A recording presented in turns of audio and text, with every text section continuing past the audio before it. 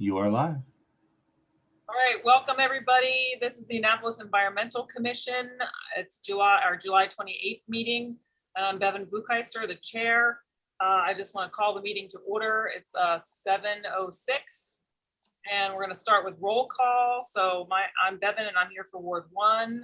Let's see who else we have here from the commission. Just go ahead and chime in and let me know what ward you're from. Bill O'Leary, Ward 2. Alison Colden, Ward 7.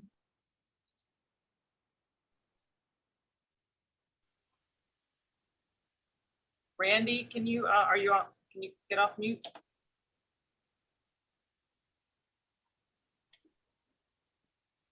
So we have Randy Rao here too. And Randy, I think you're from Ward 8. I'm not sure, but see if you can get off mute. All right, and I think we have some other members joining us a little later, but we did want to start on time. So I just wanted to note that I think tonight is Kate Bohannon's last meeting, and that means we'll need 2 more members to be a full contingent. This is also the last meeting for Tammy Hook, who's been our reporter for as long as I can remember, for longer than when I was on the commission. I've been on the commission for about, I think this is my 8th year. So she has served the city very well for 25 years. So we just wanted to wish her a fond farewell and say thank you very much. And it's been a pleasure to get to know you through all these years, and we're really going to miss you. So I hope we can see you around town sometime, Tammy. Thank you, Tammy. Thank you, guys. It's been a pleasure serving you guys. You made it very easy. So thank you. Thank you, Tammy. So we're going to move the minutes till later in the agenda, and I'm going to just take the chair's privilege and rearrange our agenda because Alderman Savage is here, and he's going to speak to legislation. So we're just going to take that first because he has limited time tonight. And we've also invited Director Mike Johnson, the Director of Public Works, to talk to us tonight about a letter we had sent him about the Public Works building and the stormwater fee. So Alderman Savage, I'll hand the floor over to you, and you can tell us about the environmental bills that were introduced last night or Monday night at City Council.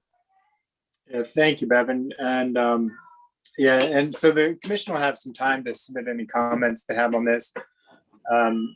As you may be aware, the council is going to be off in August, so we won't have public hearings on this until, well, probably the first, well, on the one until the first meeting in September, but one of them may have to go to the planning commission, so it might not get off a public hearing until later in September. But in any case, you have some time. The first ordinance is 03321. This is one I think I may have spoken to the commission about before it was introduced. And this one deals with removing trees on private property. Because right now we have requirements in chapter 17 that handle trees, how trees should be mitigated or protected during construction. And then we have Title 21, which is the Forest Conservation Act, which only applies to properties over an acre. And then we have chapter 14, which deals with street trees, which we call public trees in the code. And so these are any trees that are within, I think, about 50 feet from a city right of way. So if a tree doesn't fall in one of those areas, or we also have critical area, which protects trees as well. But so if it's outside the critical area, if it's not near a public street, if it's not part of a larger acre site that's subject to development, and if it's not related to any kind of construction, then the trees are not, they have no protection. And so this would just require that any tree that's over 23 inches would, a property owner would need to get a permit to take it down. And so this also kind of cleans up the code a little bit. Well, I think quite a bit for this section. So trying to scroll down to the one area. So it gives in this case, a planning and zoning department more discretion in terms of being able to require that more trees get planted for larger trees. And so, and including increases the standard for any tree that's over 23 inches that's removed, it would have to be replaced with 4 trees. And the department would be able to require that those again be larger than your typical whip trees, the smaller diameter trees. It would also say that, let's see, trying to find, it increases the standards for that there have to be a clear reason for removing the tree. And let's see, I'm trying to find that, sorry.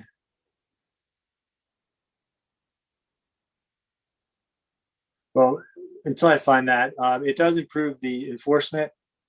And so it says that if a tree care company or arborist contractor violates the provisions of the code more than 2 times in a 12-month period, that no permits shall be issued to that contractor and no permits shall be approved for a project where that contractor is listed as the contractor that's supposed to do the work. And that prohibition would last for 12 months commencing on the date of the second violation. And it would require that a copy of any of the tree permits be posted on the job site at all times. And then it also states that if mitigation has not been put in place within a year of the department's order, then the contractor or the owner of the property can be fined. And still trying to find this language I'm looking for. Okay, so in terms of the larger trees, it says that basically it says they can't be removed. They may not remove a tree greater than 23 inches unless the city arborist has inspected the tree and finds that the tree is showing signs of significant decline or represents a public safety hazard. And then just states the necessary permits have to be obtained and that the requirements of this entire section have been satisfied. And so it also goes on to state that a permit may be denied if sufficient evidence has not been provided, confirmed by the arborist that meets at least one of the conditions listed, which there are 5 conditions, and these are the ones that are existing in the code. If the tree is dead, dying, or diseased, such that 50% or more of the crown is visibly dead. If the tree is damaged or injured to the extent that it's likely to become diseased. If the removal will serve the purpose of this chapter or will enhance the health of the remaining trees in the conservation area. If it will avoid or reduce substantial hardship on the property or structure, or if it's consistent with good forestry practices. So those are the standards, and that just kind of expands on them. So if, I know that you probably haven't had a chance to read this yet, but if the commission has any questions in the future or now, I'd be happy to try to answer them. So I saw. Any questions on that? I'm not looking at hands. Oh, Allison has a hand up. Go ahead, Allison. Thanks, Bevan. Thanks, Alderman Savage, for that information and the presentation. I think this is super important.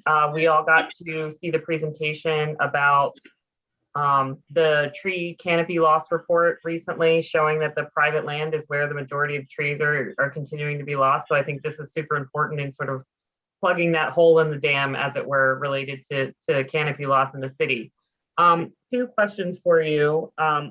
I'm sort of curious, since this would apply to trees that had never been sort of regulated before, how will we determine a baseline as to which trees are there to know when this is violated or to know when a permit is needed?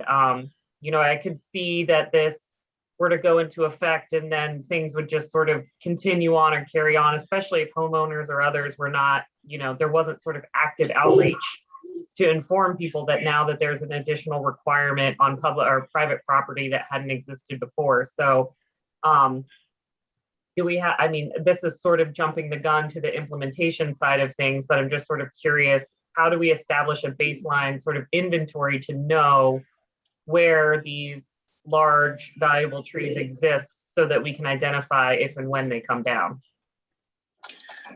Yeah, that's a good question. And thank you initially for the introduction there. I think that's a really good point for context in terms of the report that we received about how a lot of losses on private property.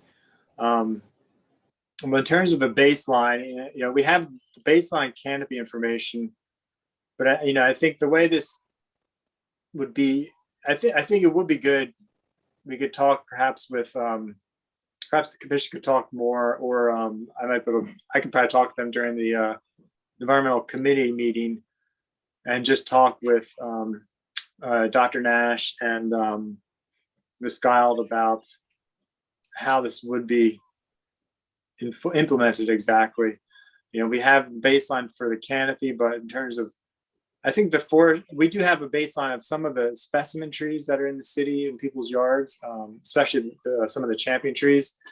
But that would be certainly also be a good question for Brian Adams, the city arborist.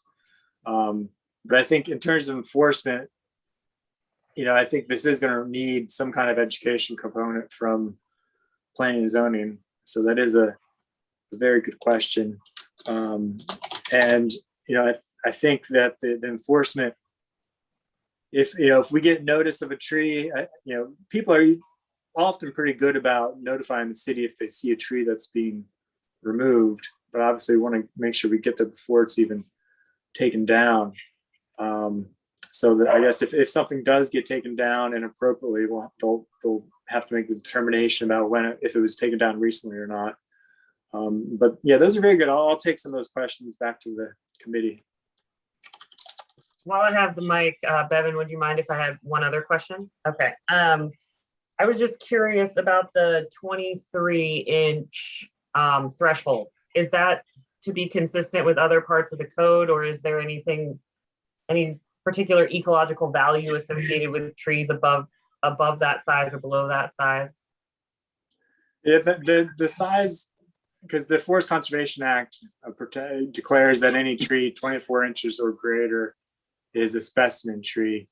So we're just doing that for consistency, and presumably, yeah, I think that the folks who put together the Forest Conservation Act, most likely picked that for a reason. I know a lot of people who put the initial act together were scientists.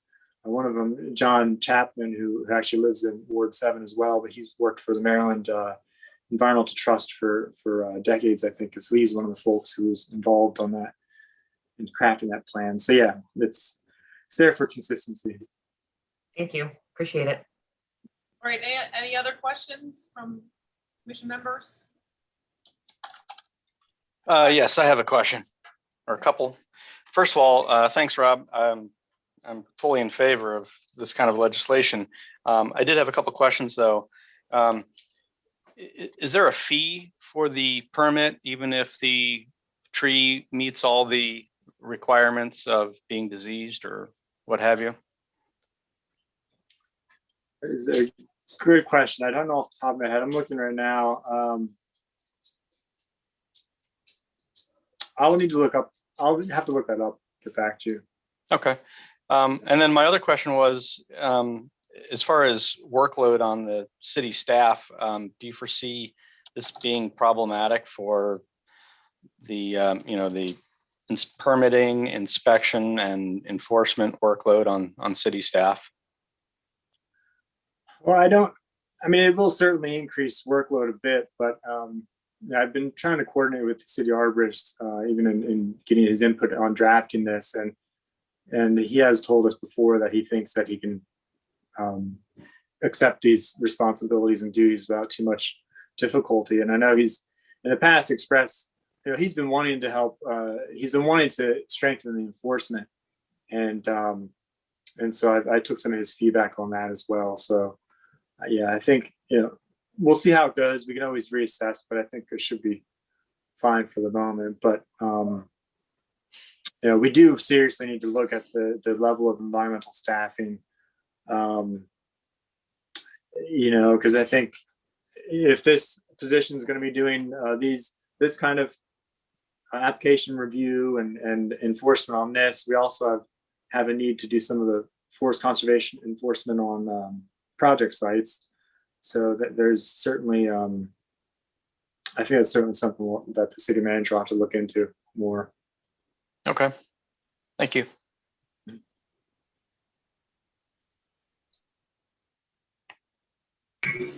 And I just had a quick question. How you doing, Mr. Savage? Alderman Savage. Um, I just was curious. Outreach to communities of color have been historically left out of these types of engagements for environmental legislation, advocacy, and education. So I'm just wondering what your plan is to kind of address that and kind of create a culturally appropriate outfacing, public-facing outreach that will kind of, speak to that somewhat for communities of color around some of these new bills. Yeah, the outreach is an important factor. And I mean, I think there are two parts to that. There's the outreach once legislation passes and the program's created, that I think staff, it'll certainly be important for them, I think, to figure out how to notify residents about this in all communities. In terms of drafting legislation, that gets, ideally you want to reach out, and I certainly have brought this up at some of my town hall meetings where I've reached out to all communities, not just minority communities. So I've certainly made that effort, and I think this commission as well. And I've brought this up before to this commission, which I think is representative. Yeah, there's always room for improvement in that regard. It's also a challenge of this. It's, for legislation, how much time do you put into reaching out to communities first and building consensus versus getting something introduced and then doing outreach as a part of the public process for the committee and public hearings and that kind of thing. It's certainly always a tough balance in terms of time. And in this case, we have this both, especially the second, this one I've been working on for a while. And I think I sent an earlier draft to the commission, but the other legislation that I'll get to next is one that I certainly didn't have too much time to put it together. So I didn't have too much time to do much outreach, but I want to get it in there before and hopefully pass before the end of this term, because it's going to have an impact on projects that are coming up. Yeah, I was more so curious about once they've been passed, how you plan to alert these communities about them once they're passed. But I get what you're saying. Thank you. Yeah. And then also, I think educating the tree companies, because I mean, pretty much no homeowner's taking down a tree that's 23 inches diameter breast height. So that'll be the tree companies doing that. So I think some education there would go a long way towards enforcement, self-enforcement. Rob, did you want to tell us about the other piece of legislation that you just mentioned? Yeah, and The forest planting. And before I get to that, the other resolution associated with this ordinance for the tree removal is R2321, and that is establishes the fines, and it does increase the fines because these are larger trees. I think they should have larger fines, so it does bump it up to 1,000, but we are limited to $1,000 by the state. So I think I'd like to try to speak with the state to see if they can increase that limit for municipalities. I suspect it hasn't been increased for a long time. I tried to do it based on diameter, so you could, I think I tried to do $500 or $1,000 per 4 inches, but I don't think the law office liked that one, that idea. But yeah, so the other legislation is O3421, which is closing the 2 loopholes. And the first loophole, which is the easier one to explain, is that there was a project in the city, which is still ongoing, but it's kind of switched hands. But they took advantage of this one potential loophole I'm trying to close, which I'm trying to find the exact language. But it allows for selective clearing of a forest to be considered as mitigation. And so instead of having to do reforestation, they could do this selective clearing, which kind of sounds counterintuitive, right? They're allowed to clear forests instead of replacing it. I think the original intention was that, as I think many of you know, if you have a forest that's too dense, it stunts the growth of all the trees within it, and it can impact the overall forest health. And so selective clearing, I think, is a bad word. It should just be forest management. But the thing is, they should be doing forest management anyway on all of these property forests that they own and conserve. And so, but in this case, I think the developer was trying to use that. And unfortunately, I don't think staff allowed them to do that. But I'd like to just remove it from the code so they don't have that option at all. And we noticed that when, I think it was that project where they wanted to do a daycare on that property, and that's what they were using for, Yeah. taking some of the tree down, or their tree mitigation, selective clearing. So, Yeah. yeah, so thanks for keeping up on that one. Yeah, and then the other loophole, which is going to potentially have more impact because there's a project coming up, which is why it's a famous project. But in any case, what this one may take more explanation, but I'll do the best I can. But it has to do with changing ownership. So if you have developer X who comes in and buys a 20-acre site and gets all of their permits and forest conservation plan approved. So if they have a 20-acre site, and assuming it's all forested, and they clear 10 acres, and which is all approved per plans. And so with our no net loss, they would have to replace that 10 acres, right, that they took down somewhere else. However, instead of starting construction, they clear the 10 acres. So they clear half the site, and then they sell it to whatever, land developer Y, a new developer. And if it's been over 5 years, a new forest conservation plan is required to be done per code. And if that new plan is done, there's nothing in the code that requires that that 10 acres of already cleared forest has to be mitigated for. Because originally that would have been mitigated by the original developer under the original forest conservation plan. But if they do a new forest conservation plan, there's nothing that clearly states that they need to factor in that previous mitigation that was never done. And so if they do the new forest conservation plan, it could in theory be done, in a sense that we would lose that, we'd have that net loss of forest because that original mitigation wouldn't be honored. And so this would cover that situation and require that. So another situation where this might apply would be if developer Z buys 20 acres of forest and then clears half an acre at a time, like half an acre a year, which would not trigger any of our Forest Conservation Act or anything else. Except for maybe the other law that I just talked about, if that passes. But in any case, it wouldn't really trigger anything else. And so after a few years, they'd have cleared forest and would be able to build on it without having to mitigate what was taken down. So the new wording would say that essentially, I think what I put on, let me look this up again. I think it looked back 10 years, Rob. So yeah, 10 years, back that's in the it. forest for 10 years, Yeah. yeah.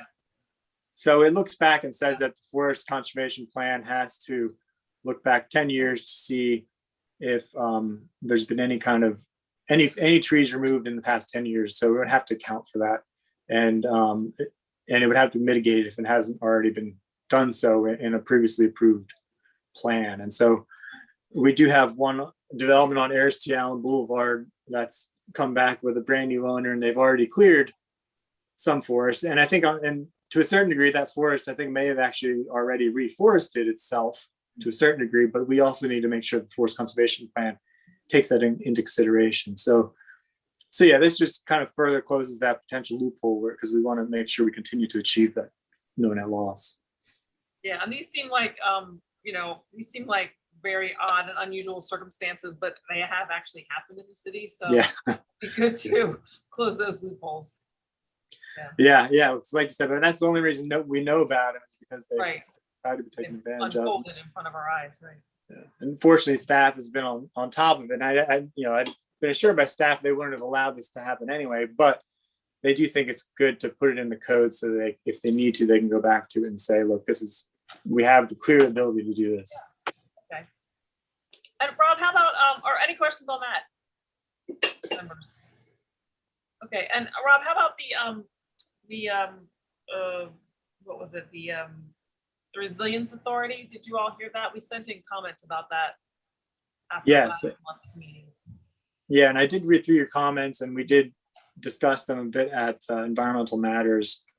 And I'll have to bring them up again to take a look, but I can't remember specifics, but I know, I think a number of the concerns that we also talked about previously at Environmental Matters, and we met with the county at a work session as well, and the county came to talk about it. And we spoke with Jackie Gild, and some of them I think can be worked out through the process for creating bylaws. But we felt that there was a bit of urgency to get this passed, because if we didn't do it at this last meeting, it would, since we're not meeting in August, it would, there was a deadline for the county. If we didn't pass it within a certain amount of time that the county did, and vice versa, if they didn't do it before we did, then it would reset and we'd have to renegotiate and redraft an agreement with the county. And that was kind of giving us heartburn because there were already some county council persons who were asking, well, why does the city even have 3 members on there? They're a small jurisdiction, because they only want us to have 1 member on the authority. And so we just kind of didn't want to open that up again to the county. So we decided to kind of, we passed a few amendments that were non-substantive, but we were also limited in that regard. So it didn't go before the council yet, right? I thought it was at your committee or the council passed it. It did. It went to both. It went to the council on Monday, and it didn't make it on the agenda just because of filing I mistake. didn't see it on the agenda. Yeah. Oh, Yeah, and that caused some consternation among some of the members, but yeah. it was just an oversight. I think that they should have put it right on there after we recommended it from committee, but it just didn't make it on. And then once we realized the deadline, we had to get it on there last minute. Yeah, one of my major concerns was that I've read newspaper articles about it, and everybody's saying, oh, the taxpayers are going to pay for this. It won't be paid by taxes, but they're charging people a fee. So people don't care whether it's a fee or a tax. If it's coming out of their pocket, they're paying for it. And so I feel like there was sort of some, technically correct information, but a misperception kind of fed to the public about this. So they don't realize that they're going to be paying for this. So. Yeah, it's not guaranteed. The idea is by going in with the county, we're a large entity that can attract grant money and attract bigger donors in that sense to finance it. It also has its own bond structure, so it doesn't contribute to the city's or the county's bond debt. It has its own structures in that regard. But you In need terms of county revenue to get a bond. Yeah, So well, yeah, that's and what that revenue is going to come from is from fees, Well, yeah, and I'll get there too. But in terms of the fee, so the other benefit was that the county was putting forward $200,000 to pay basically the startup fee, and the city doesn't have to contribute too much. So they're going to help pay for staff and everything else. But in terms of the fee, so they're hoping they're not going to need it. But if it is, then it's going to have to be approved by the county council and the city council. So there is accountability. If the city council decides to do it, we're going to be having to face the blowback. So it's not a guarantee. We can also say no and find some other way to fund it if it's going to be a big issue. But so that's what, I hear you, but that's what gave me assurance, was that at least we had some oversight and accountability. It's not just some random entity that we don't have any control over. All right. Thanks. I see Allison has her hand up. Go ahead.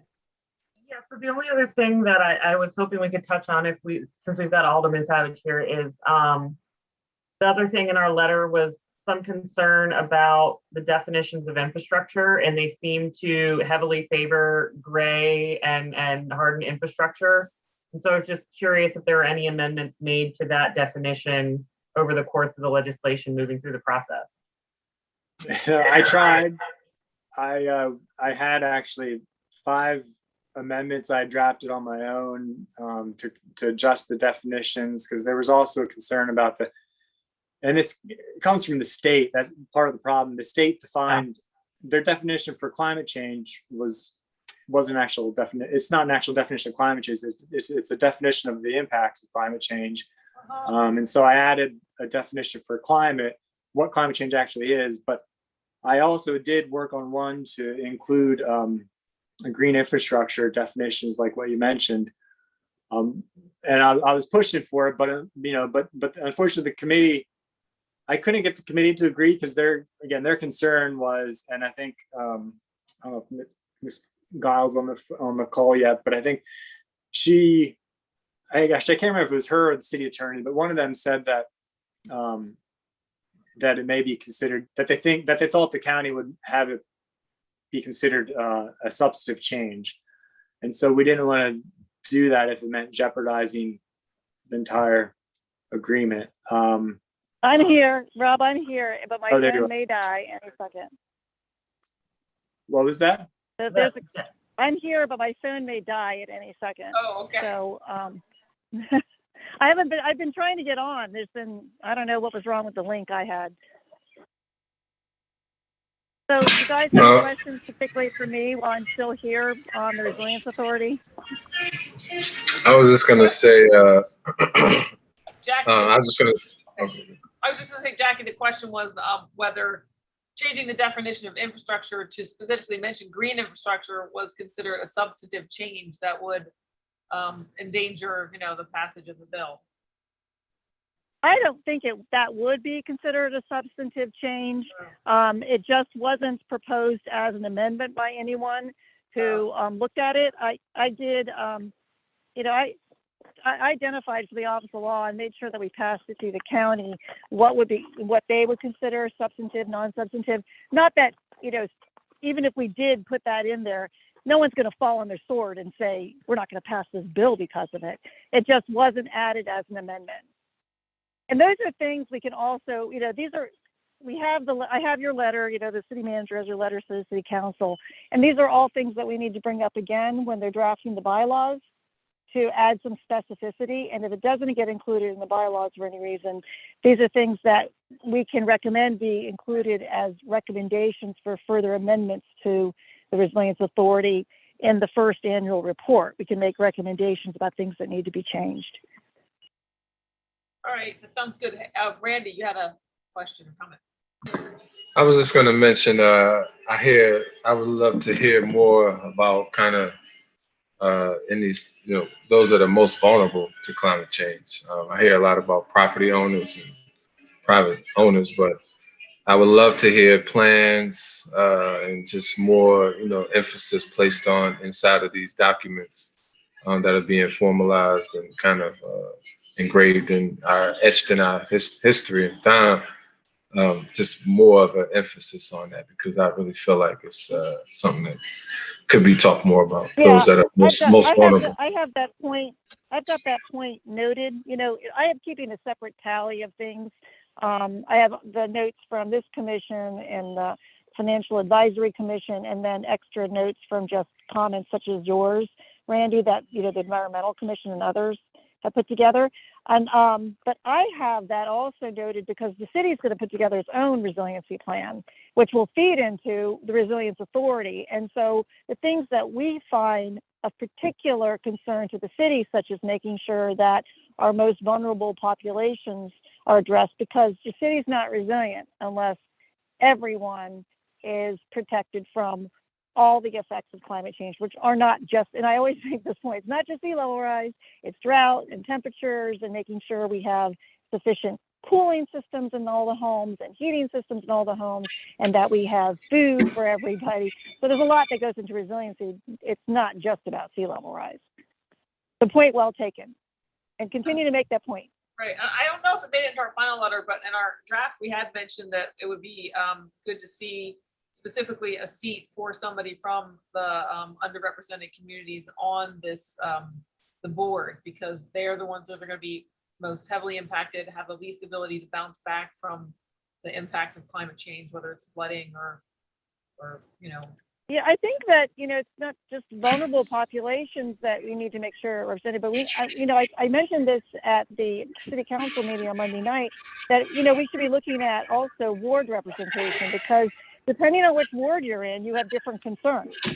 For some people it is flooding because of where they live, and for other people it's, having heat and cooling and, emergency services, and a backup plan for when we do lose power and how we get it back on, like solar resilience hubs, that sort of thing. So across the wards, there's different interests as well.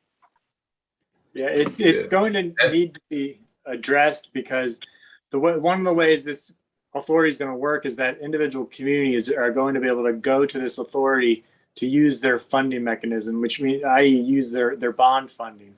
And so there needs to be some way to create equity in that process, and that's, I think, still merits and needs a lot more discussion, because which communities are going to be the ones to be able to develop resilience plans or do vulnerability assessments. Those are going to be the wealthy ones. And so we need to figure out, maybe even this authority is going to need to look at funding those very assessments, or some other nonprofit's going to have to step in to help fund those. And maybe that's going to be the responsibility of the city itself. Maybe we need to step in and do those vulnerability assessments for those communities. But those are certainly. Yeah, But I also think that that's part of the Resilience Authority's responsibility, is to do vulnerability assessments so they can prioritize their work. Yeah, and not only that, but some of these representations that you may think about having from these underrepresented communities, these are not volunteer opportunities for people. These are paid, people are compensated for their involvement in these types of activities, because that in itself is a best management practice in engaging with some of these communities in that regard. So if that means, like he said, another separate entity has to put in for some grant funding to pay advisory panel participants that are representations from underrepresented communities, we need to start that right now. Because what we do not want is to continue this historical tradition of disinvestment and underrepresentation and compensated for certain involvements in some of these types of activities.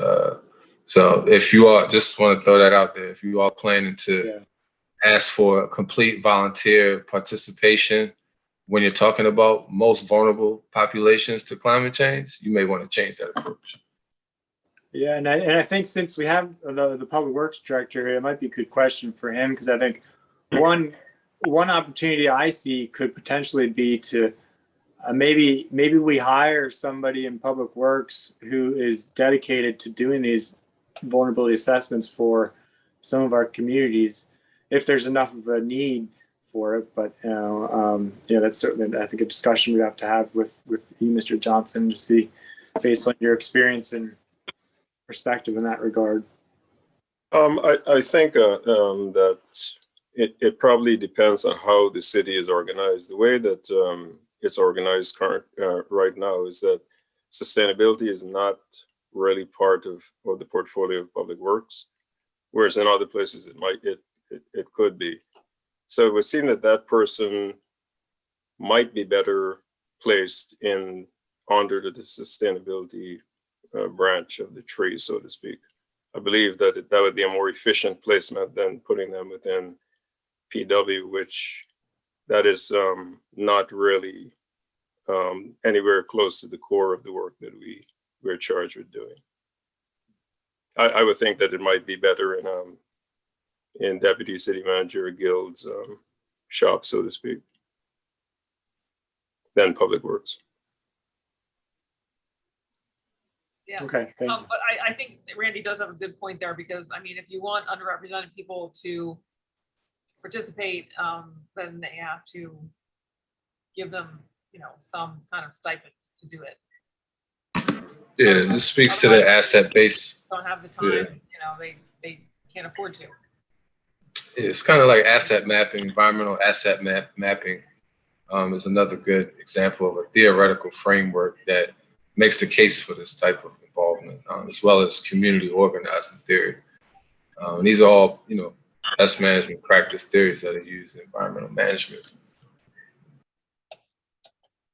All right, thanks. Well, I think we're going to wrap this up, because we did ask Director Mike Johnson here, and he's been very patiently waiting his turn to talk to us about the letter that we sent him last month. Thank you so much, Alderman Savage.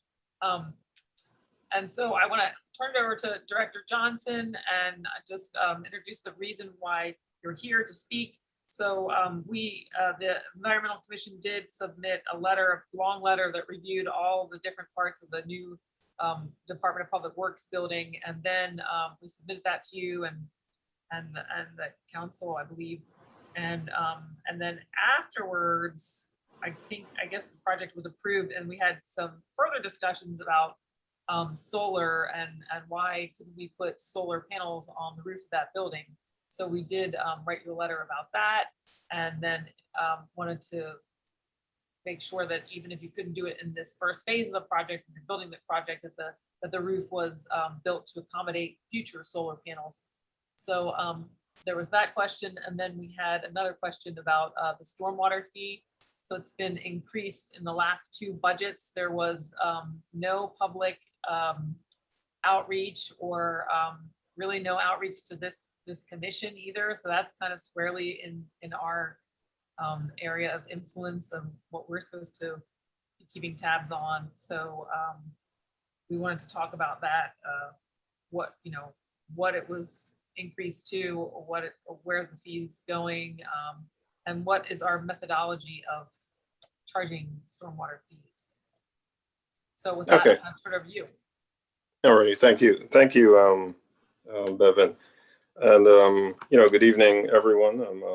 As everyone knows, I'm Mike. By now, I'm Mike Johnson. The Public Works building site. We, for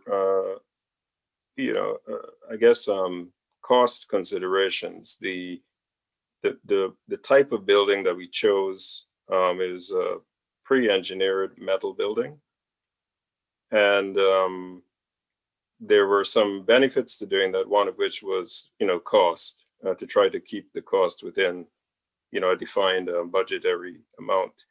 Now, we did look at several of the considerations for putting solar panels on that particular type of structure, and we were advised by our architect that particular structure's roof is not the best roof on which to make penetrations.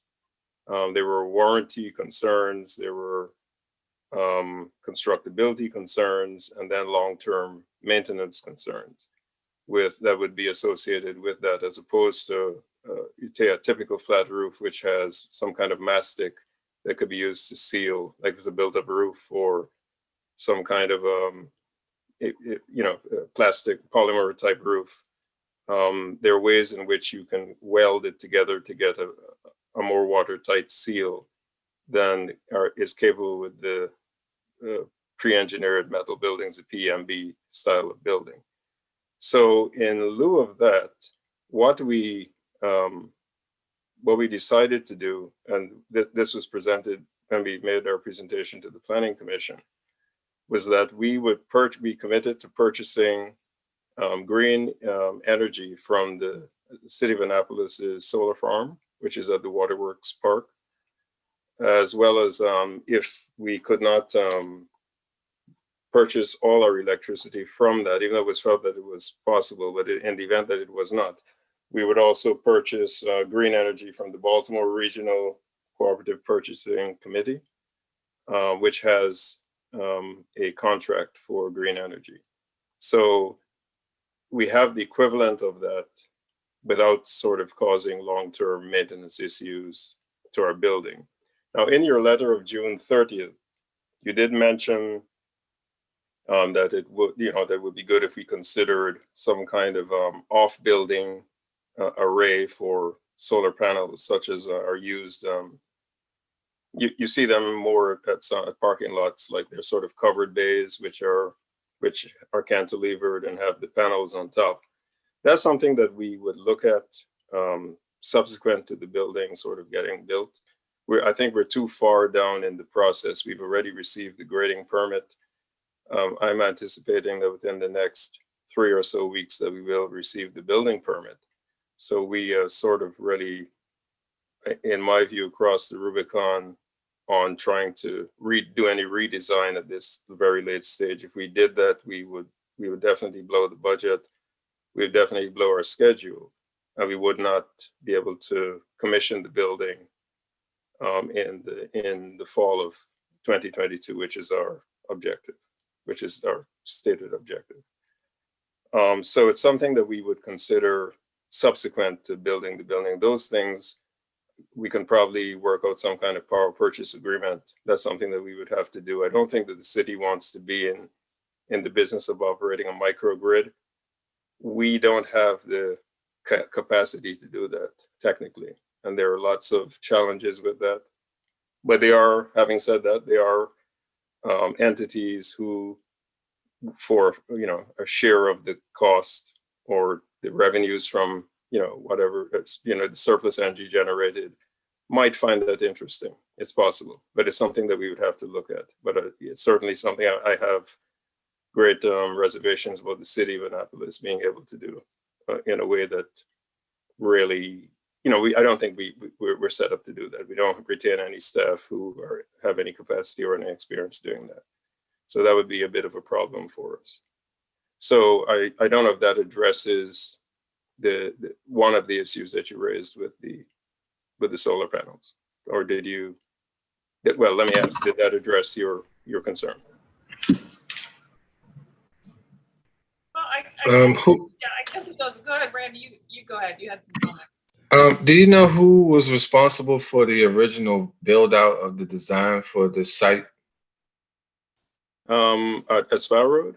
Which one are you referring to? I don't know. You said the roof was not designed for to the choice of the building. I mean, it was Correct. the design went through a collaborative process between the design builder and city staff as we look through different alternatives. We have a budget figure that we had to deliver the project for. So as we began to do what is called the value engineering, so as they would do a design, they would say that this type of construction will cost X, and it will result in probably being $1 million or $2 million over what the amount of money that we had or that we had for the project. So we value engineered the building. It was felt that that PEMB, the pre-engineered metal building, it was the better way to go. And in addition, we had, because of the recent post-COVID supply chain issues, the price of steel and lumber and other materials was through the roof. So what we had to do was to purchase buildings, portions of the actual buildings, make the purchase ourselves at the time when the price of steel was not crazy. So that these were steps that we had to do to sort of bring the project in under budget or around the budget that we have for the money that we have. So, yeah, sorry, but it just seems like a simple oversight or just something simple that may have been looked over in regards to, I get it what you're saying about issue of funding or money, but money, we could get, there could be means to getting more money. I would think to get what you want in regards to sustainability credits in a building that you want to try to set an example for sustainable design. Just seems like I think it does, and I don't think that it quite works the way you're sort of describing it in that way, that we don't have an unlimited supply of access to an unlimited supply of money.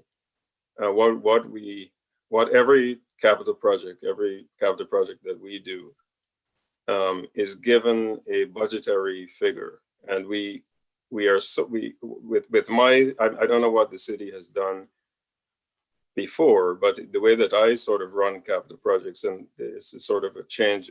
I've made a few cultural changes in our department, or we're in the process of making those, where we want to scope our jobs properly. We want to estimate them properly, and we want to ensure that the projects are built so they come in more or less around what the budgeted figure is.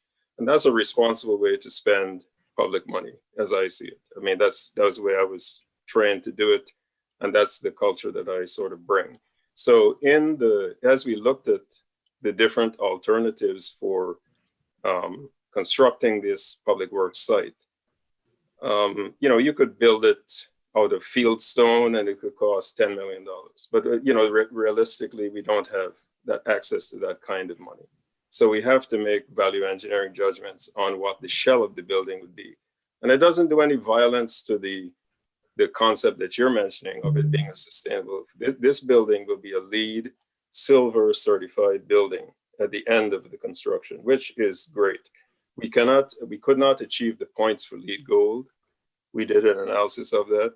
If we were in downtown Baltimore, which had access to better transportation networks, as opposed to being on Hudson, which has somewhat less rich access to public transit, it would be easier to get the points for gold. So you find that Baltimore City has a lot of LEED Gold buildings.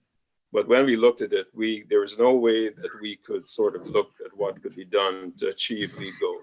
So we achieved what the next best, which was LEED Silver, and certified it that way. So it is an environmentally showcased kind of a building. It's better than any of the other buildings that we built. I think our water plant was just LEED Silver. This is going to be LEED Silver certified, so which is a bit slightly higher. I would suggest maybe in the future, because I try not to let the ideology of not having funds be something that stops something. So, maybe looking at innovative collaborations when it comes to some of these type of things. So that maybe in the future, if there's another idea that may come up, you all can already have kind of a plan in place for 10 million plus, or 5 million or 4 million. The administration that's in now has a boatload of very wealthy professionals and people that help get him into office. So, 10 million to some of these people is like $5. I mean, it's not, it's just a matter of putting a campaign together to put funds aside that you may need or want to use for these types of designs. So maybe some innovative collaborations in regards to capital project funding, maybe something to think about now for stuff in the future. That's a good idea. I'll consider that. Thank you. Yeah, and in terms of public support for more green and more sustainable and more, climate resilient, even, Annapolis is a town and people are really supportive of that. There's a lot of people that are very, very into that. So if you told them, hey, it's going to cost, $500,000 more because we're going to put solar panels on the roof, people would go, okay. Because how often the city builds a building for themselves? Like, I've been here for 20 years and I can't remember them building. Right. Well, the police station, that ended up, that was kind of a mess. Right. So so we don't do this very often. And then there's also the cost savings of creating your own power and selling extra to the grid. So that would provide some cost savings. I mean, not a really probably not a 20-year return on investment, but I think it's something that the public would really support. Right. So, anybody else have any comments or questions about this? Okay, so I guess the next thing that I would go, you're asked a bit about the stormwater program and the costs, and I guess just to set a little bit, just to know, I'll just set up a bit that the city hires the consulting firm of Stantec, Uh-huh. who prepares a stormwater and drinking water analysis Uh-huh. periodically. It's not, I don't think it's annually, probably every 2 or 3 years, something Right. like that. And what Stantec does is that they look at, these are enterprise funds. In other words, they're more or less self, they don't draw from the general fund. They Right. sort of like are paid from the fees that they charge for stormwater or for drinking water and sewer.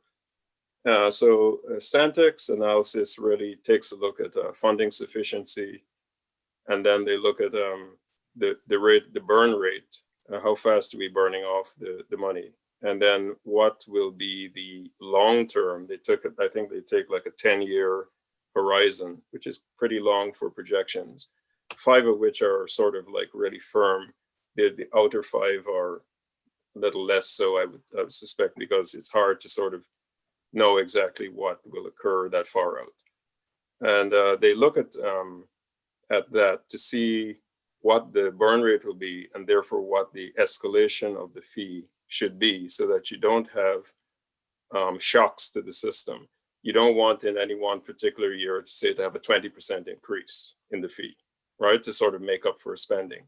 You want to have a more gradual climb, or more gentle climb in the fee, so that you're properly capitalized to discharge the projects that are in the watershed improvement plan, which was prepared in 2017, I believe, by AECOM. AECOM is a big engineering group, and they prepared our WIP.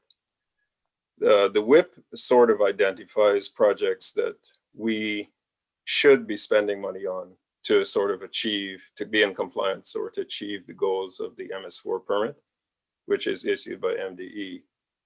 And then those projects are sort of like projected in the model that Stantec uses to sort of figure out what the likely cost will be and what the fee should be accordingly. Now we have 4 tiers. Now, AECOM also helped us to come up with a billing methodology.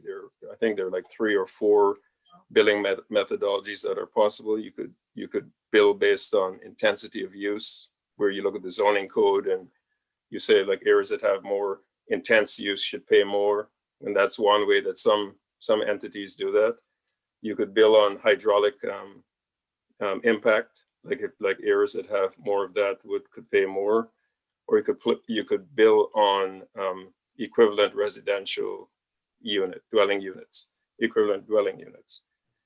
And that's the one that was recommended that the city of Annapolis adopt, and we've adopted. And what the equivalent, I'm Okay. sorry, go ahead. No, I was gonna say, what does that take? Yeah, what is that? Right, okay.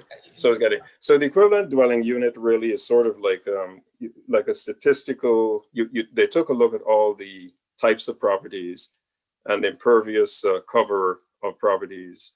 And then they came up with like an average, It's sort of like a model of what the average single family home in the city of Annapolis offers in terms of impervious area.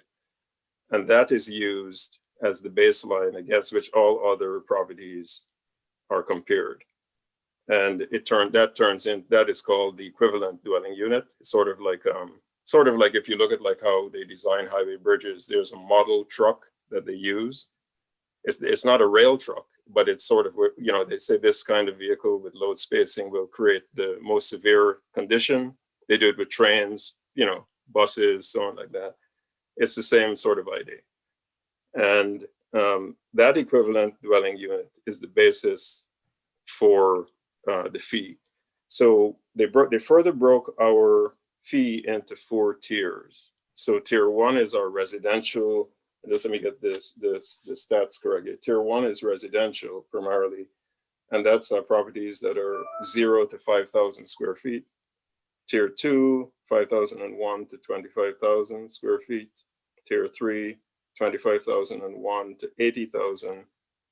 And tier 4, properties that are greater than 80,000 square feet. So most of our properties are tier 1, right? I think we have slightly over 24,000 equivalent dwelling units in our database of properties. And that is the basis for the fee. Now, the fee is growing at a very gentle 5% per year. And it will grow that way for the next 5 years, at which point we will reassess and see if the growth rate either needs to steepen or be more gentle. My goal, that one of the things that I'm working on, I've just been here roughly about a year, is to sort of get some of the programs in place that are required by our MS4, such as illicit discharge, making sure that we're inspecting our outfalls, making sure that our BMPs, which are built, are being maintained and repaired and maintained and so on like that. And that will sort of help. In my long-term strategy for doing that is that doing that will give us a clearer picture of the likely expenses that we have, or the actual the likely expenses that we can project into the future. We'll have greater confidence with our projection.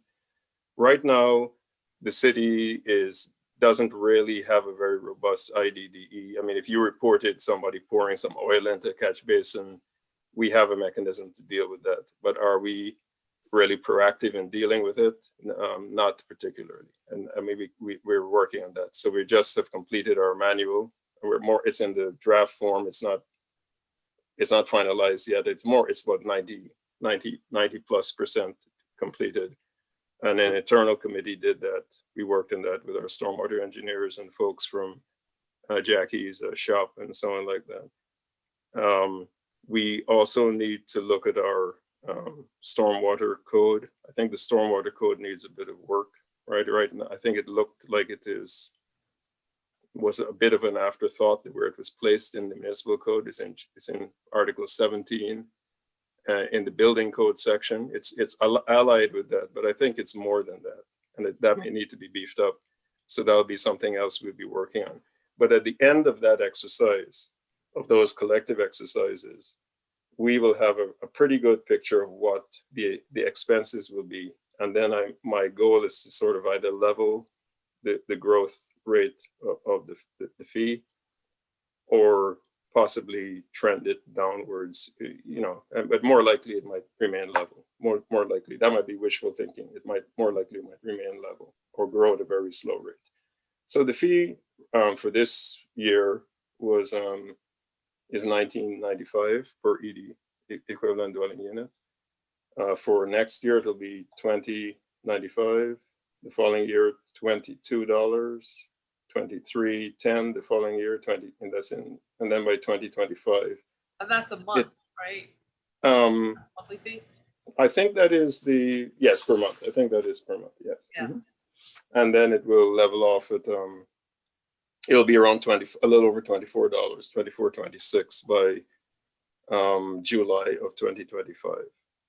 Now I think that as we are doing more CIP projects that are dealing with that, I feel that when Stantec looks at this again in a couple of years, maybe we might find that the 5% growth is adequate. Maybe it is too much, because we don't really want to collect more money than we're spending.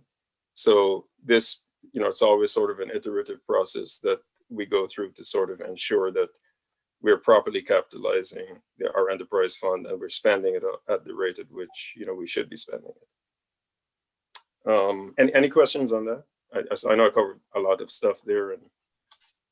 Well, I just wanted to say that for a long time, the stormwater fee was just going into the general fund, and it really wasn't being used for stormwater. So this commission was one that raised that alarm and said, we want it to be used just for stormwater, because I think they charged a fee for about 10 years and never did one stormwater project. Oh, really? Wow. And the other thing is we are also responsible for getting the WIP made for the city, because the city just kind of ignored it when that came along, the TMDL for Chesapeake Bay. So the other thing was I saw all these other jurisdictions that were getting people to come in, and they're bringing in the large property owners, they're bringing in the residents, they're bringing in you know, all the different stakeholders who had an interest in the WIP and creating it from the ground up. But our city just like contracted with AECom and they just went and did it. So it was kind of like no public input, hardly any public input anyway. So the other thing is I do work with states and municipalities all over the country and with Stantec and the other groups like that. And one of the best practices in stormwater fees is public outreach, so the public knows what's going on. So I feel like, you know, last year when I asked for the Stantec report, I was told the city wasn't ready to share it with us yet. And they didn't share it with us and they just increased it in the budget. So we didn't even know what was happening. So I feel like we need a reset on this relationship here with the city and the stormwater fees, because there's been a history of, you know, them using it for other things and, you know. Yeah, that doesn't sound good. Yeah, so, yeah, so Right. I mean, just for transparency purposes and for public support purposes, I think it's very helpful for us to be talking to you all before that happens, and then we can do the outreach and tell people why it's important and you know what it's being used for. I also think 2 years ago when we updated the stormwater code, I thought we put in a requirement for a annual report to be published to tell the public what, you know, how much money was being raised and then what that money was being used for, what projects. So I haven't seen any kind of reports. So I will have to check that. I Yeah. was not aware that that was a requirement, but I mean, I will check. Yeah. I'm not disputing what you're saying. I will have to check. And if that is the case, we could do that Yeah. and Okay. make sure that is yeah, I mean, continues I on. know the county does that, and that's Mhm. that was required in the state legislation of the counties that Okay. be. So they Okay. have a I mean, very it makes sense. support. Yeah. It's a good idea. It Yeah. is a really good idea. Yeah. And with me, I mean, I know that, I mean, as I mentioned, I'm fairly new, but you will find that working with me, I am really a very transparent person Uh-huh. and collaborative. Right. And what I'm trying to do, you know, as I sort of like, you know, take as in my fairly short tenure with the city, I've taken a look at some of the processes that my department has, and to see, and then sort of try to see if those are really efficient. Are we getting Uh-huh. good results, or do we have bottlenecks? One of there are a couple bottlenecks that I've observed that I'm sort of like trying to shake loose. Uh-huh. And a lot of it lies with some of the legislation that seem to not be in place. And that's why I sort of said a few months ago that a lot of stormwater seemed to have been treated as an afterthought. So it was so by fixing those, by sort of beefing that up or modernizing that, if you will, Uh-huh. and you know, we would definitely, you know, if you were interested in sort of looking at the legislation, Sure. I mean, that's great. I mean, we definitely don't have anything to hide, and, you know, we're not doing anything untoward with it, but it would sort of Right. help the delivery of these jobs and the ability to spend the money in the way that it's intended to be Yeah, I spent. think we really like to partner with you and look at legislation, see what needs to be updated so we can get more practices on the ground and maintenance occurring and illicit detection as well. Sure. Yeah. I would look forward to that. Any other comments or questions from the commission members? Not a question. I just want to thank Mr. Johnson for joining us and for his commitment to that transparency and continued communication. So thank you. I appreciate that. Thank you. Mhm. My pleasure. Yeah, thanks so much. So we can touch base with you, you know, by email Yes, definitely. meeting. Okay. So I will sort of excuse myself. Yes, yes. Okay. Thank you. Thank Have a you. good night. We'll move Thank along. you. Yes, and also, Go ahead, Randy. I was just gonna say, yeah, like Allison, I'm just thankful to have you here, and you know, you've been very open and transparent. I really commend your openness to ideas and things like that. And so I just wanted to tip my hat to you and salute you and tell you thank If you. I had a hat, I would tip one back. All right. Just- Thank you. Okay, thanks so much. I appreciate it. Okay, have a good night. All right, everyone. thanks. Good night. All Thank you. Bye-bye. So Jackie Giles, I think you're still on there. Is your phone working? Because I think the next agenda item is an update from you on, let's see, we had appointments to the commission, Parkside Preserve, enforcement issues, and the comp plan. And anything else you wanted to bring up? Yeah. Did you already go over Parkside Preserve? Is that what you said? Yeah. No, we hadn't gone over We did. Parkside Preserve. Yeah. Okay, so we are, I asked Director Johnson to get me a list of all the violations at that site because staff went out on, what day was that, Tuesday, and did further assessments and spray painted areas where the fence needs to be repaired and the whole length of the fence to be repaired, and cited some other violations at the site. And then I actually went out there last night with Alderman Savage to see some of the things myself. Tomorrow, and Matt Waters went through the list and identified where so Director Johnson, myself, Oh, we're having a hard time hearing you. prepared. So Director Johnson and David Gerald and I will go out to the site tomorrow morning to see what's been prepared so far and what else needs to be done. An assessment of what size. Public Works had given the contractor till Friday to button things up, which I think was more than generous. So if they have not done what they need to do by Friday, Director Johnson has agreed with me that a stop order on the site will be issued. And we have to keep finding them until they're into compliance, and we'll issue further stop orders if needed. It just seems to me that the contractor is not doing, if they're doing it at all, they're not doing a good job of inspecting the site. And when we cite them for violations, all they're doing is addressing the violations and not going around to see what else is going on there. They're not doing a good job, in my opinion, and they are issuing reports to NDE that say there are no violations there. That's just not true. And so I think there's at least 3 violations we can find there for, if not more. And of course, for repeat violations or continuing violations, we can double the fine to $1,000. Now that's a cap set by the state. We can't go above $1,000 per violation. Jackie, in what time period? So if they violate on What- Tuesday, can we give them another $1,000 fine on Wednesday? For the same violation, yes, we can. So we can keep finding them over and over and over again. But we can't do a $2,000 fine, in other words. We're capped by the state. Yes. But in the case of, this happened in Annapolis Yacht Club where in 1 week they got $5,000 worth of fine. And we can do that every week. We can do that every day. And that may, if that's what it takes. And I talked to Director Johnson because he doesn't have the background with this site. I've been involved with it since 2011. And I said, this site had problems over the winter. They were not fined, and they should have been fined. And now that I'm in this position, I can be more directive about it and say, we need to issue fines at the site, and we need to do it every day if that's what it takes. And if it gets to the point, though, where we're fining every day, you just need to issue a stop work order because we don't want the damage to happen in the first place. We want it fixed.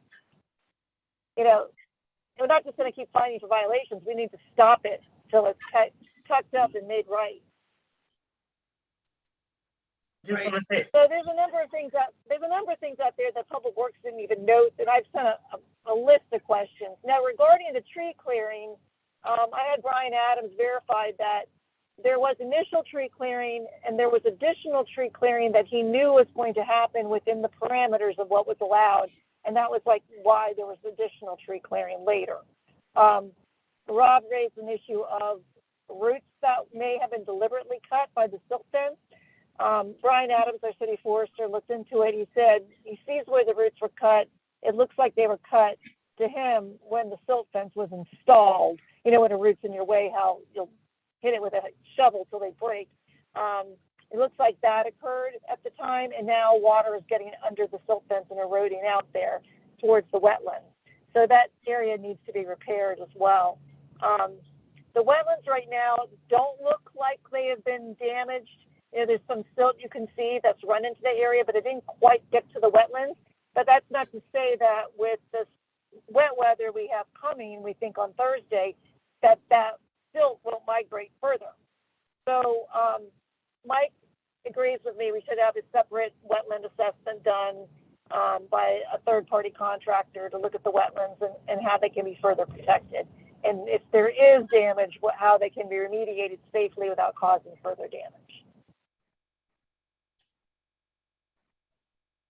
Any comments, questions from commission members? Go ahead, Allison. Thanks, Jackie. I just want to say that I really appreciate you being on top of this and continuing to go out and keep an eye on this. I did submit testimony to the council on Monday night when I heard about the violations and basically how egregious and ongoing they were.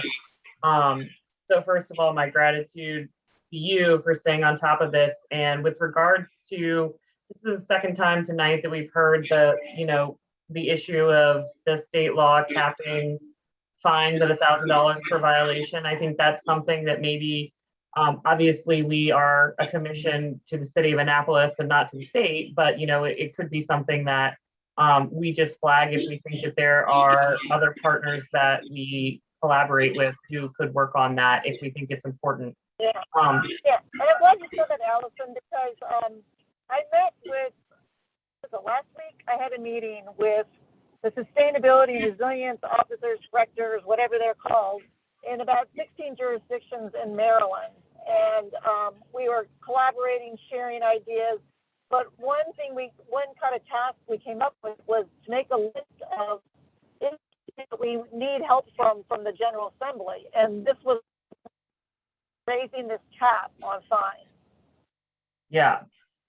I think that's great. And with respect to the fines versus the stop work order, I mean, if you have a cap of $1,000 per fine, and especially if it's being assessed per week versus per day, I think you might be costing them more money to do the stop work order than to collect the fine. So yeah, I would definitely encourage you guys to go down that road. And I think you said they have until Friday to fix the fines or to fix the violations that have been identified. But if we've got wet weather coming before that, I would hope that maybe we could bump that timeline up a little bit.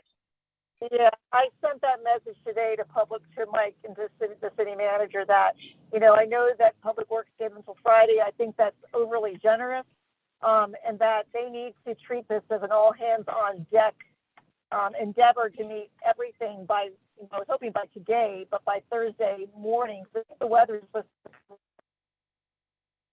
to, it needs to happen immediately.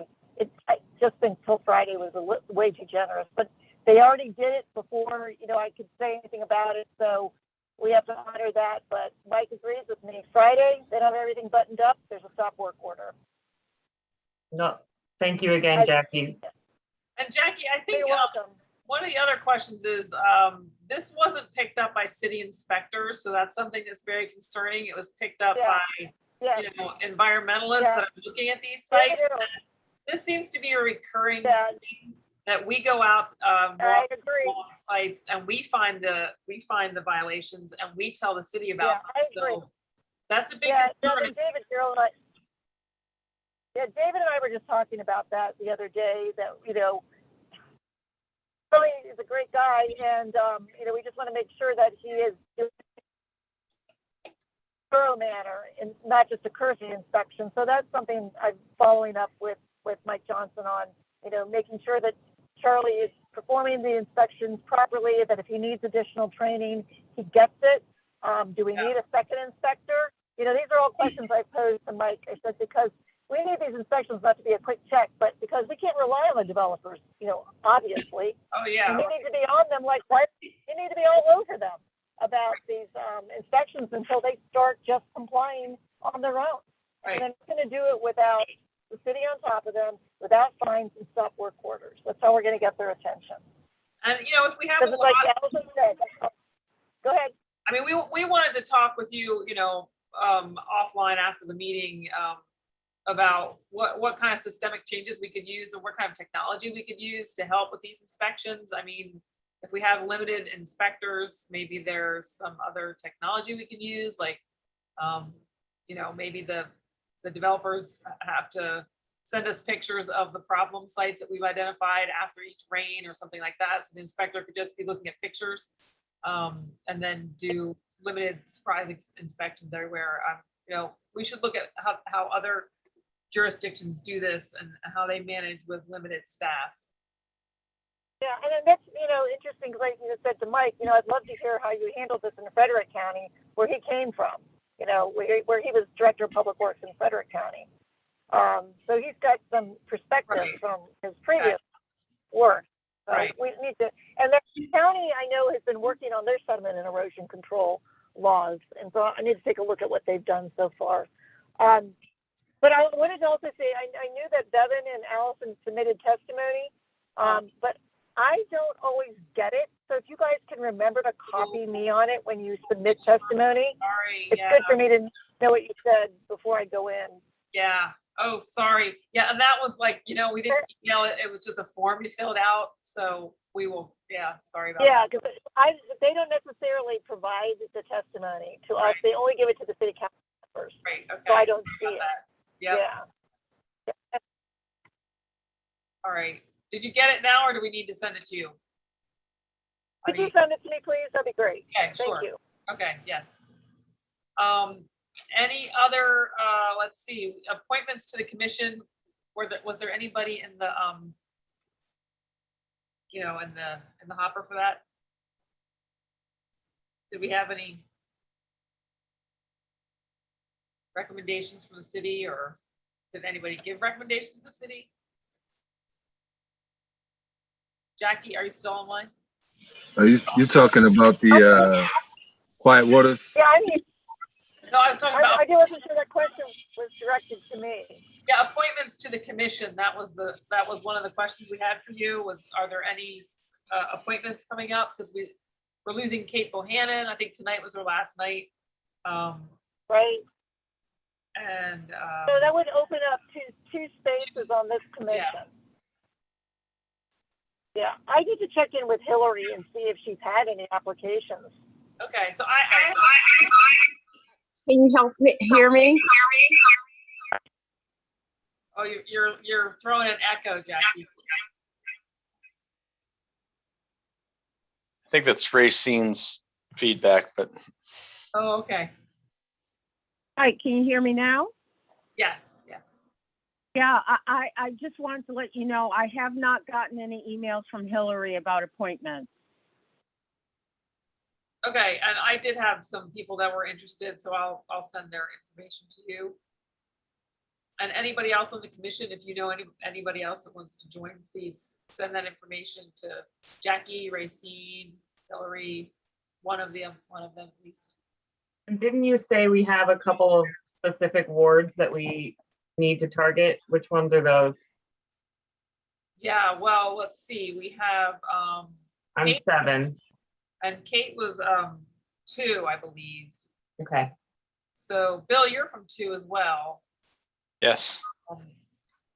Paul he's Ward 2 as well. Jeremy, I can't remember what ward he is, and Anne, I can't remember what ward she is. I think So- Jeremy is 5. Okay, so we don't have 6. 3. Yeah, 3.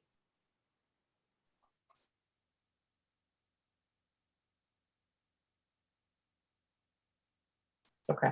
Ward 4. I don't think we have a Ward 4 person, but I'm not sure what ward Ann is. Okay. Thank you. Yeah. Let's see, Jackie, let's see, we had, anything on the comp plan? On the Comprehensive, did you say on the public land? the comprehensive plan. And The comp plan. yeah, Okay, the comp plan, they are still taking comments on the comp plan. You know, as Eric said, he's trying to get a draft form by September. Uh-huh. And how about the resiliency part of that? I thought you were working on that, right? I feed information to Eric on the resiliency part of it.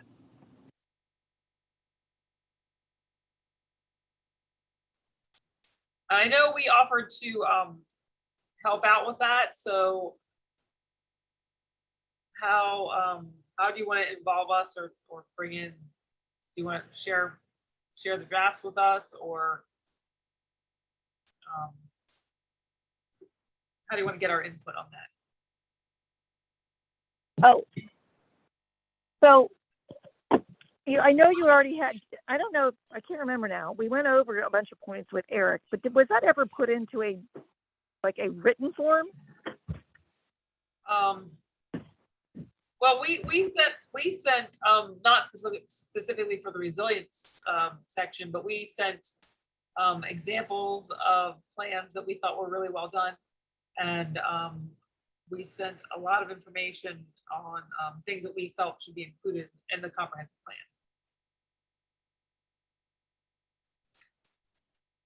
So I'm trying to remember if Eric actually looked at those or not. I might have to double check with him and Yeah. and go. Yeah, I think I'm gonna have to follow up with Eric if he actually looked at them or not. So I just really don't recall what he said. Okay. We can check out. So I'll put that as one of my follow-ups to do with him. Great. We will follow up with you on that as well. Okay. Let's see. I think, well, Kate is not here. I know she was putting Colin to bed. So she's our development and restoration review person. So with Kate dropping off, we do need to get somebody else to review and keep track of all the development that's occurring in the city. Hey, Bevan. Yeah.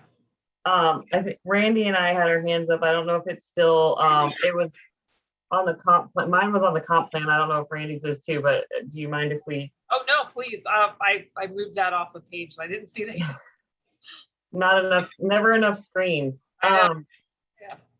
Well, I just wanted to say, I took a quick look at the comp plan website before tonight's meeting, and I do think there were a couple of recognizable tidbits in there, which I was happy to see in the now called environmental sustainability section in particular.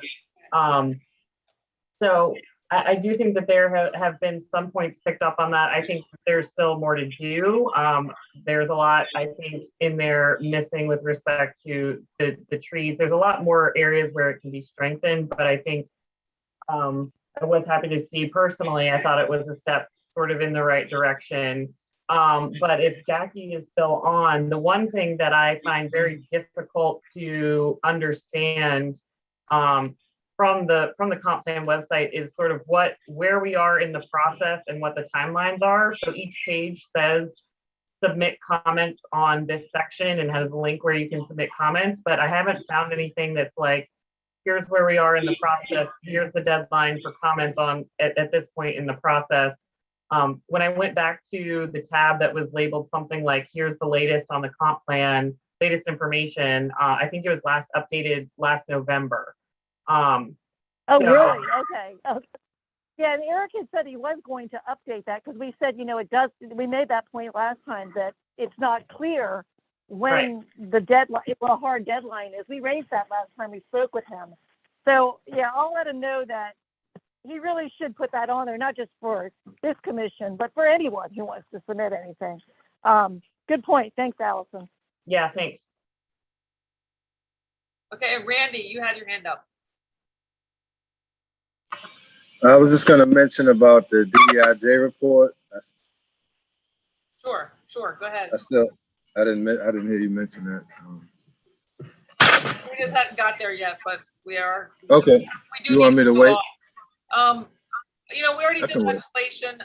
Development, I was just gonna say Providence Point looks like it's coming in, and we all got a report on that, email from Gerald Weingrad. That looks like it's finally a good project. We could have somebody come brief us on it. I mean, it would be nice to kind of close the circle. We have been advocating to improve that project for about 10 years, I think, right, Bill?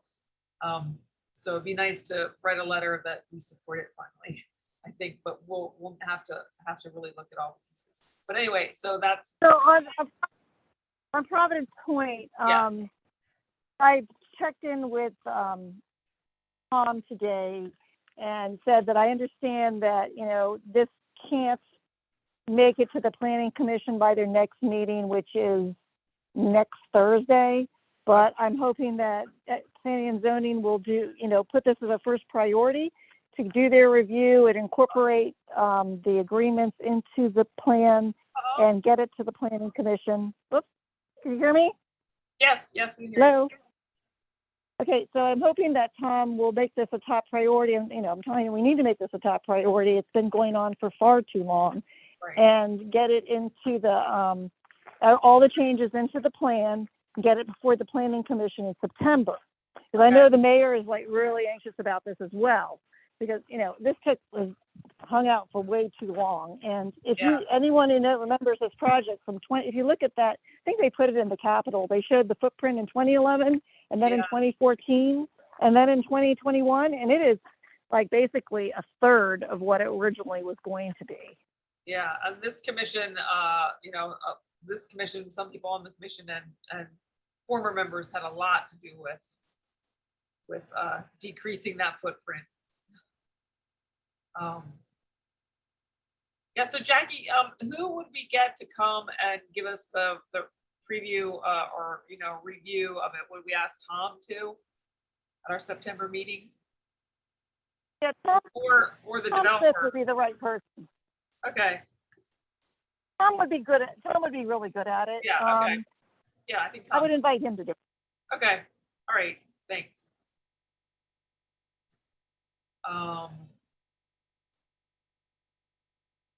Any questions on that? All right, let's move on. We did legislation at the beginning with Alderman Savage. So let's move on to the JEDI report with Randy.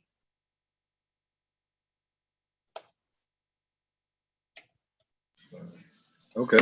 Yeah, I didn't really have anything pressing. Just I was gonna try to. I guess I haven't really seen any feedback or edits or thoughts on the environmental justice memo for the council and the mayor. So I guess me and Bevan maybe can just fine tune that and I don't know, I guess put it in a to be approved folder by the commission. And then we can just go from there. And then also, I wanted to talk to the commission about the potential opportunity for just supporting a couple of different activities or projects that I had in mind. One was dealing with going for some type of grant with the Chesapeake Bay Trust that deals with DEIJ outreach for environmental activities and careers. There's a new RFP out, and I just wanted to see if the commission could look at the RFP and maybe draw up a letter of support for it. And then if it's funded, we can have the commission maybe just weigh in on different aspects of the RFP proposal. So that was another thing. And then I also, just listening to everybody talk today, I was just thinking, wouldn't it be really cool to have a advisory panel, so to say, of African American and Latino participants that could be reached out or sought out after when data is sought to be found, or research is looked to be found, or input is looked to be found from these communities as it relates to activities or implementations or things that are taking place in their community, in those communities. So if that's something that is kind of, we could chat about and maybe even look at some grants or what have you to start an advisory panel, that could kind of be a branch that I could kind of just work with, that could kind of also work with the commission as well, or some of the commission's partners as well when it Yeah, I mean, comes to.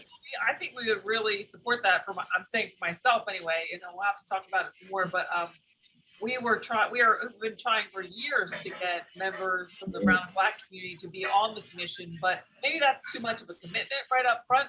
So maybe they could just be like an ad hoc group that, weighs in on issues or actually before COVID started, I've been planning to, go into this all. I'm planning to hold some of our meetings all in the different wards, so people wouldn't have to come to us. We would come to their community center and hold our meeting, and if they were interested in what we were talking about, we try to put some interesting things on our agenda that would draw them in and tell them we're here and tell them we want their input. So, but I think just if you could gather an ad hoc that was wanted to give input, we would love to hear it, really. Yeah, we could. Well, it's going to be tough to get African American, Latino representation on this commission because it's completely a volunteer basis. Right. So that's always going to be tough when you're talking about people that are already traditionally very marginalized, so as it relates to income, things like that, right. quality of life and things. So, I've been fortunate enough to participate, and I have my struggles, Right.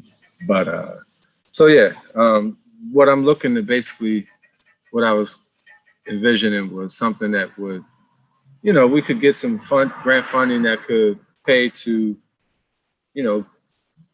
individuals to be a part of an advisory panel, and weigh in on things and give input on things. It sounds like with what Jacqueline's doing, what Mr. Johnson is doing, there just may be a great need to, whenever they need to, at the drop of a hat, if they need to get input about certain activities or experiences from a certain demographic, that they could just go right to them, boom, and it'd be easy, very streamlined, and we could have access to them and we could pull them in on different activities as it relates to just providing input or just giving them a seat at certain tables. I just feel like that's a real big challenge in this industry. And I feel like with this commission, we have a lot of capacity to maybe advocate for some of that type of administrative support. Yeah. And So just a thought I had. Could you send us the grant for the Chesapeake Bay Trust grant? Yeah, yep, I'll send that through. And then also, in my day job, I'm working with the Chesapeake Research Consortium, and last week we had a roundtable panel discussion that I hosted, which was about impediments to Blacks in science and environmental careers and things, and just environmental advocacy and nature stewardship. And the thought came about to start some type of podcast with a gentleman named Nicholas, who is a past C-Stream intern who is now working on a master's degree program in California. And, he's just really doing great things. And me and him have been talking about doing a podcast about that. So again, that's something that could possibly be supported by the commission through a letter for us to maybe, put in grant funding for all of the podcast materials setup, which would be like, lighting, green screen cameras and things like that, to set up sort of a virtual studio. And we would kind of take it from there. And then that could also be something that, commission could work with and support and even listening on to get tips and ideas on just current activities as it relates to Black and Latino communities around environmental careers, environmental isms, et cetera, et cetera. So Randy, I in my day job, I had contact with a group out of Atlanta called the Greening Youth Foundation.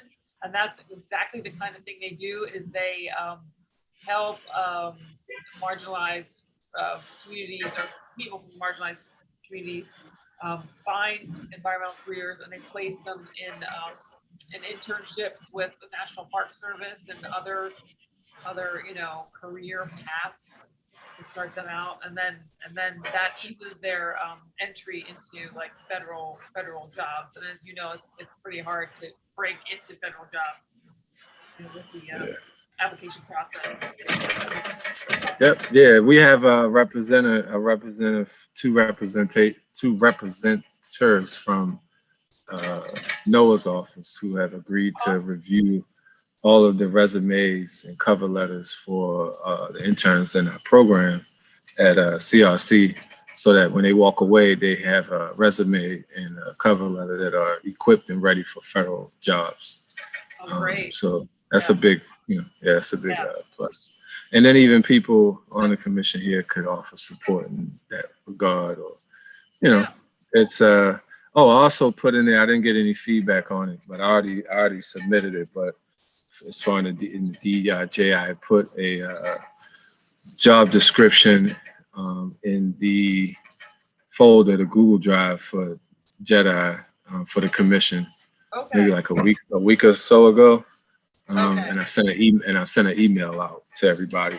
Basically, it was just asking for people to give their input on the job description. WSA reached out to me and asked if I could.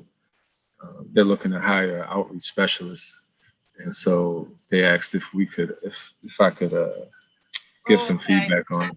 So I already turned it in, but it's still open if you want to jump in there and just check it out and give me some thoughts on it. That'd be great. Yeah. Sorry, I missed that. I've been overloaded. Mm-hmm.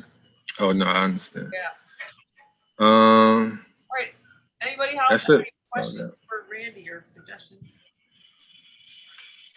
You can please feel free to add me to your list for reviewing resumes and cover letters if you ever need that in the future. Okay.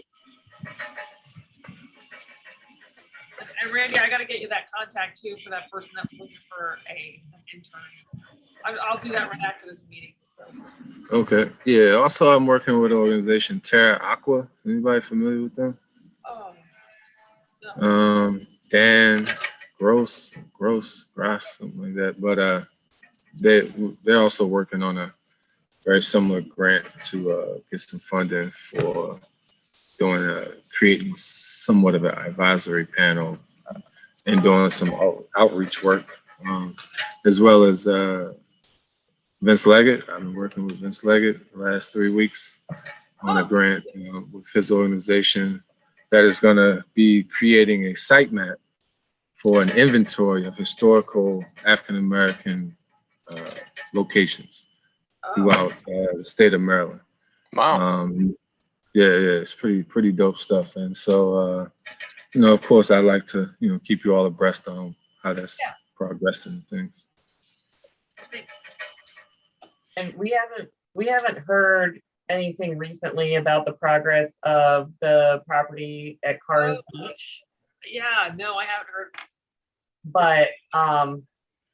But this type of advisory panel that we've been discussing and the work that you just brought up, Randy, that Vince is working on is sort of right in the vein of that. So whenever we do get a signal from the city that it's safe to sort of move on something in that direction, I think for the advice we've gotten from Randy before, engaging people sooner rather than later would be a good idea. And maybe that's a first test case if we were to get support to set up an advisory panel or something.